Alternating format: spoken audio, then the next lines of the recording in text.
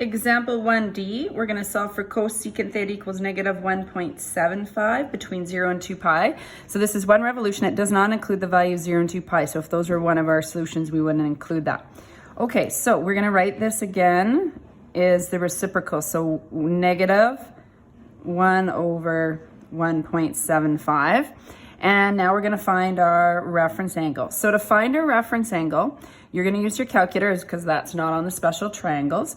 And you're going to want to not, put the sign -1 or shift sign. It kind of depends on your calculator what it says in that corner. I'll show you. But you do not put the negative sign in. The negative sign tells me the two quadrants. So make sure you do not, this is the only time this would happen, is when you're solving for thetas. Do not put negative sign in calculator. Okay, because it will give you the answers, one of the theta values that is in the quadrants that are negative. So we want to make sure we do that. All right, let's look at our calculator. Again, you want to make sure it's in radian mode. Mine is, again, with the R, I can tell that it is. And I'm going to go shift sign.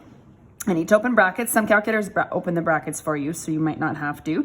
1 divided by 1.75, and then I'm going to close those brackets. Now, again, no negative sign in there, and I get 0.60824, etc. So that's important. That's an angle between 0 and 1.6, so that makes sense as a reference angle. I just like to emphasize you don't need to write out all these numbers, but I just want to, for a couple of these, really to emphasize that you don't round that off. All right, now sine is negative in which two quadrants? And if you look at your CAST rule here again, your CAST rule, it's positive in 1 and 2, so it's negative in 3 and 4. So we're going to write down our quadrants that we're going to work with. And so for quadrant 3, you're going to take pi plus your reference angle, so 0.608, etc.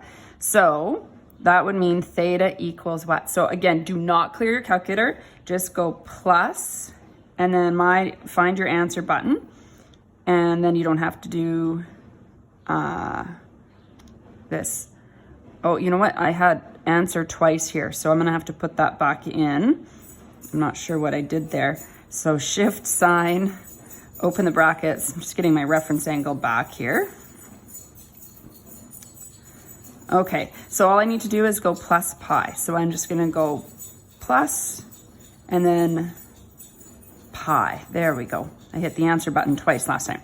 So I hit 3.74983, which makes sense. That's an angle in quadrant 3. It's just past 3.14, so it makes sense. So 3.7498, that's going to round to 3.750.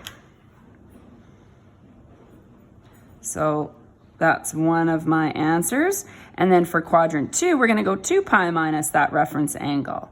Okay, so I want to make sure this answer wasn't rounded, so I'm actually going to put, again, this back in my calculator and find what that is. Or I could type in all these numbers, but I find it faster just to get this in here, plus then you really don't have any rounding. And now I'm going to go 2 pi minus the answer. So I'm going to go 2 pi minus my answer button. So 2 pi minus this number, and that's going to give me my answer in quadrant 4 of 5.675 when you round off. And that makes sense. That's an answer in quadrant 4 because that's between 4.7 and 6.28. So here are your two answers for D.